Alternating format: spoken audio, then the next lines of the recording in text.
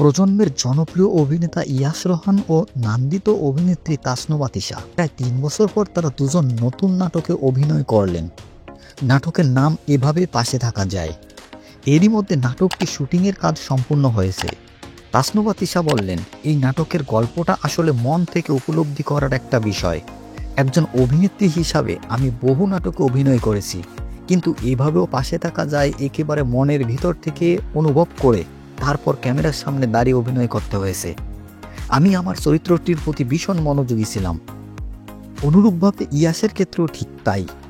ইয়াস ভালো মনের একজন মানুষ এবং নিঃসন্দেহে খুব ভালো একজন অভিনেতা। আশা করছি দর্শকের ভীষণ ভালো লাগবে এই নাটকটি।